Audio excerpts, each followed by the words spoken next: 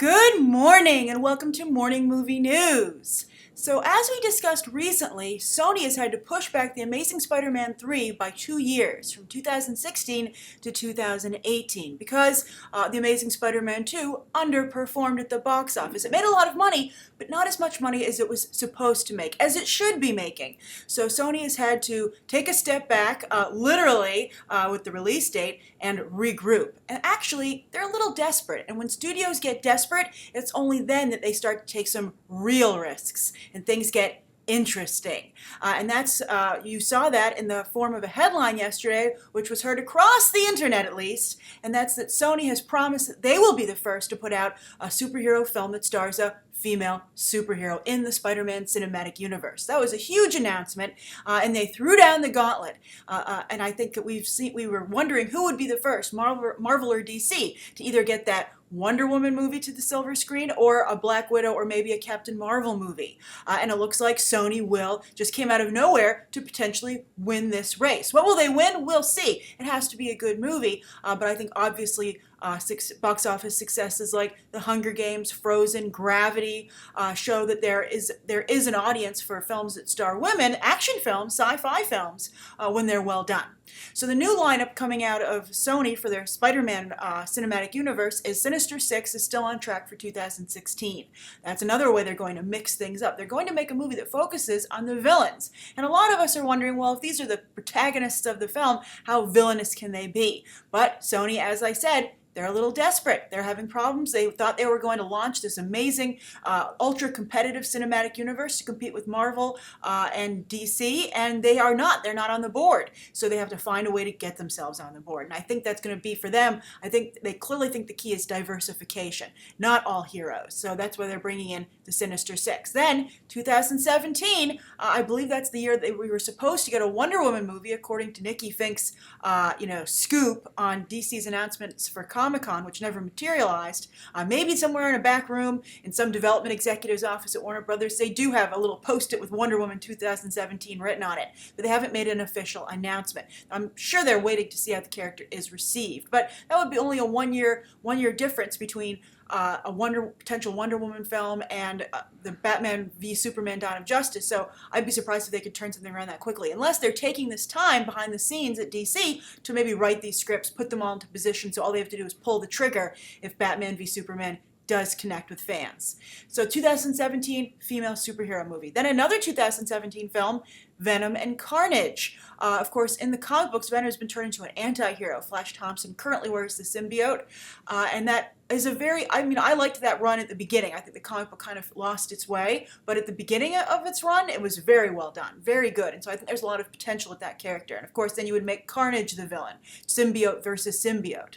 Who knows how Andrew Garfield factors into all this, but he will return, I'm sure, after 4 years on the bench for Amazing Spider-Man 3 in 2018. So that's 4 films over the course of 3 years, and I'm curious to what you guys think of this new game of attack from Sony to set up their Spider-Man cinematic universe. Now, I'm sure a lot of you are wondering, well, where's Miles Morales? If you're going to go for diversification and mix things up, where's that character? Very well received, very well done, very perfectly handled, I would say, by Marvel on the page. And I think that perhaps maybe you could see that character be hinted at in one of these films, or maybe show up in The Amazing Spider-Man 3. You don't know. I think there's some gray area as to who owns the rights to Miles Morales, but I would say that Sony, they paid a lot of money for this brand, and so anyone who wears the webs, I would think, would have, Sony would have first dibs on. So we'll see, especially if he's going to show up in the Spider-Man comics. I mean, he clearly exists in that universe. So even if he does not fall into Sony's rights, if I were them, I would get their lawyers on the phone and say, get me this character. Because I think there is an audience for that character, and I think that it's a huge missed opportunity for them. So who might this female superhero be? I think Spider-Man does not have a large female cast. He has a rotating door of girlfriends, but Peter Parker's also a nice guy, so things never get that hot and heavy there either. It's a little bit of the same problem that Clark Kent runs into. They tried to make him, play the field, and, Clark Kent and Peter Parker don't really play the field. They just fall from serious relationship to serious relationship. So the people that perhaps could be this female superhero, of course, Black Cat. Felicity Jones in The Amazing Spider-Man 2 was supposed to be Black Cat, but I think so little was made of that they don't have to continue with that if they don't want to. So there's always a Black Cat, but and Black Cat could potentially show up in Sinister Six if they were to spin her off of that film, because she's an anti-hero. She's a true anti-hero. She's like She's so much like Catwoman. I think some people argue as to which character came first, etc., but I think that it's maybe a different character, but it's still Black Cat. She's just basically Spider-Man's Catwoman. Then also there's Spider-Woman. That's a very strong spin-off. It's literally the same branding, just we replace man with woman. But I think, Jessica Drew, Michael Bendis really took that character under his wing and did a lot with her during his run in the Avengers universe. Now he's over in the X-Men world. And I still think, as much as I like Brian Michael Bendis and what he's doing with the X-Men right now, I don't really ever think he made Jessica Drew a character that I cared about personally. So I think she would be a tough sell. Also, she doesn't have the exact same power set as Spider-Man, and that could be tough for audiences to understand. They might be like, well, if it's Spider-Woman, she should just be a female Spider-Man, right? Wrong. Then there's potentially Firestar. I don't know if that would fall into the rights of Sony or not, but that's a character who's basically a female Johnny Storm. It would be nice for them to get a character in here who was just distinctly her own character and not a female version of some male character. Even though I do think that works for Miles Morales, but that only worked because they killed off that universe's Peter Parker. He didn't have to just swing next to Peter Parker and be like, "Hey, diversity, everybody!"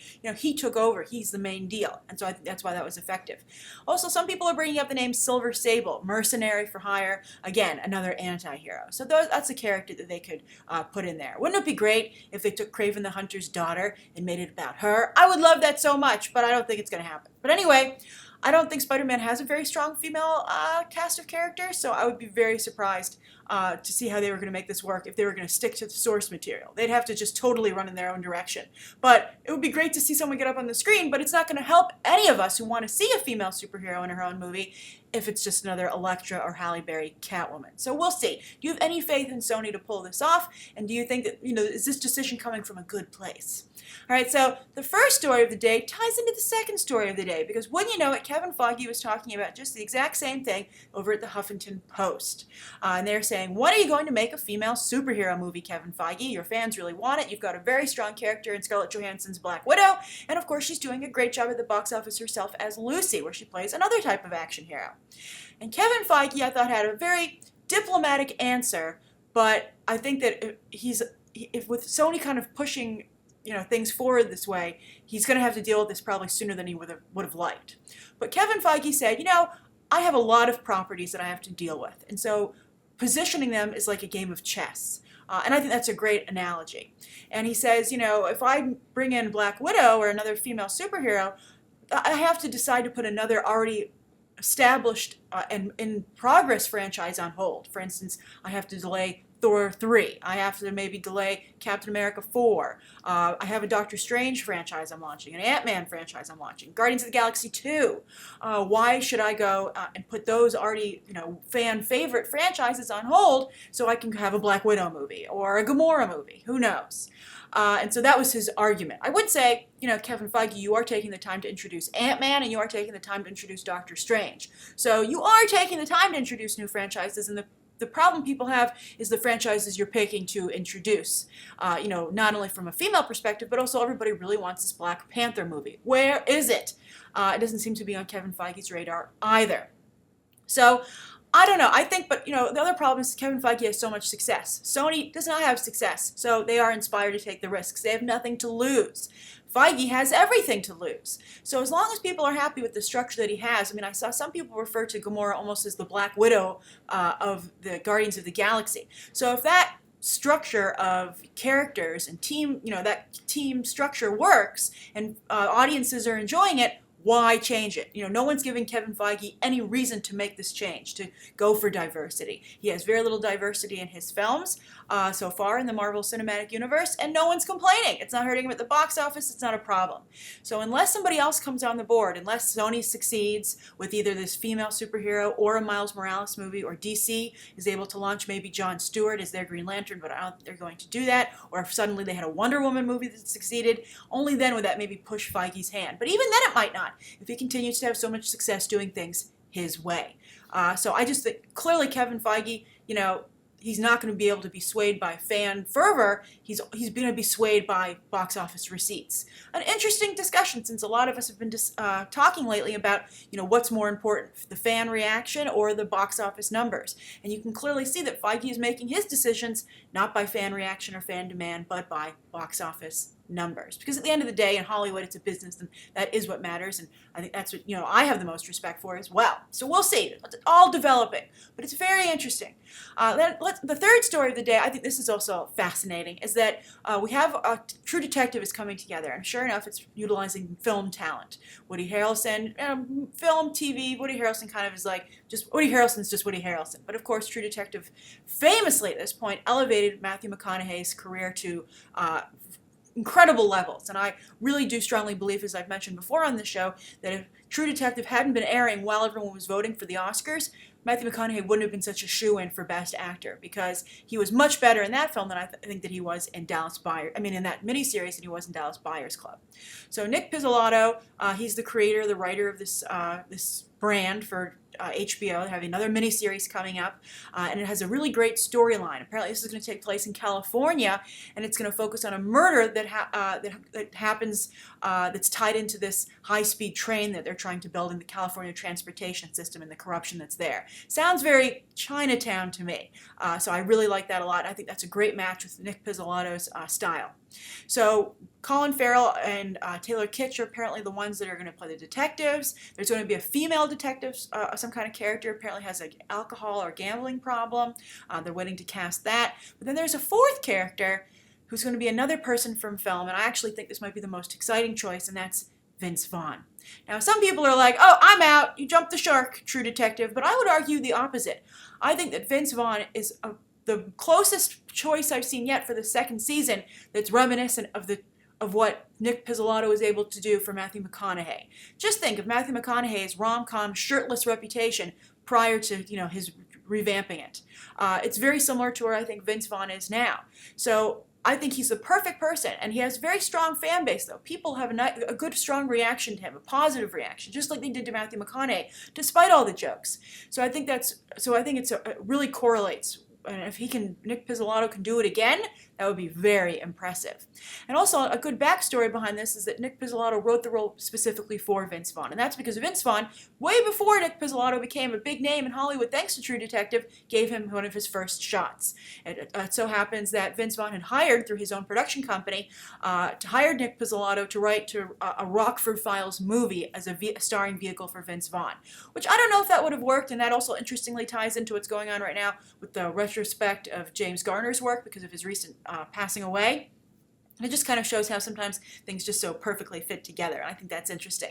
So, Rockford Files movie, Nick Pizzolatto became so successful with True Detective, he had to drop off of that project, and Vince Vaughn apparently has someone else working on it right now. But Nick Pizzolatto and Vince Vaughn got along so well. They seem like the kind of guys who would get along. If you have HBO and you watched it, not when it aired, but one of the later installments, I think HBO does a great job of airing interviews with the talent behind the camera about the episode you just watched for some further insight. I think that's a great development on HBO, and Nick Pizzolatto did a lot of discussion with the audience post episodes of True Detective, and so I got to get a good feel for him, and I think he and Vince Vaughn would get along famously, and apparently they do, and I think it's wonderful. It's so nice to see, this is the Hollywood stories we like to see, where there's, loyalty and people pay it forward or pay it back, and they remember, Nick Pizzolatto remembers what Vince Vaughn did for him, and might potentially do an even bigger favor for Vince Vaughn with this role. So I'm curious to what you guys think. Do you think that's good casting? And how do you think this True Detective season is shaping up with Colin Farrell and Vince Vaughn and Taylor Kitsch? How does it sound to you? I would also love to see Taylor Kitsch, revitalize his career, because I think he's a very good actor and really got the short end of the stick, because John Carter and Battleship I enjoyed. I thought they were good movies. They weren't phenomenal films. John Carter is better than Battleship. Battleship, was fun for what it was. It was, the day I went to see it, I was on the Intrepid, so I had a whole Battleship day, and it just was a fun movie. It was fun. And then I thought that John Carter had a lot going for it, and just had a bad marketing campaign. But anyway, Taylor Kitsch, I'm rooting for you as well, and Colin Farrell. Stand-up group of guys. So I hope they get a really great actress to join them, and I'm very excited for where this is shaping up. All right, so the viewer question ties back into the whole discussion we were just having with Feige and different superheroes, etc., and it's from Dan Rohrback. And Dan says, Grace, I really like your channels. Thank you, Dan. I feel like I've learned a lot, not just about movies, but also the movie industry. Perfect. I'm so happy to hear that. So Dan says, do you think the first week's success of Guardians of the Galaxy will help the prospects of a Black Panther movie or a female superhero, Black Widow, Ms. Marvel? If they can take a not well-known or popular comic series and make non-traditional casting choices and still have some success, thanks to really good marketing, I do believe we'll see how week 2 goes for Guardians of the Galaxy. I think it's very good opening position. We'll see. I think week 2 will say a lot. So we're kind of in a holding pattern until then. But Dan says, will they be more likely to take other risks? Thanks, Dan. And I think that's a great question, and it obviously ties into what we just discussed in the first 2 stories. And I also really want to hear everyone's take in the comments down below. Do you think Guardians of the Galaxy will inspire more risk-taking? I don't think it's going to inspire risk-taking from Kevin Feige, as you can see from his comments. I think that he's going to contain Guardians of the Galaxy as his risk-taking franchise within his cinematic universe. And so I think you should see further risks in Guardians of the Galaxy 2, which could be very exciting. I did say about Guardians of the Galaxy that I applauded its ingenuity. It did take risks, and some of them really worked. Particularly, I thought the world building and the set design and the costume design. Ronan looked spectacular. So I think that's the only area that Kevin Feige is going to probably experiment. I think it's going to inspire other companies to maybe experiment and try and appeal to the fans, because I think that's one of the main reasons that Guardians of the Galaxy is so successful, and that's something I touched on yesterday. Again, people are very sensitive about this and they took it the wrong way. It's that, I pointed out that there are serious flaws in both Frozen's storytelling and also in Guardians of the Galaxy storytelling. They both seriously flawed in terms of their craftsmanship.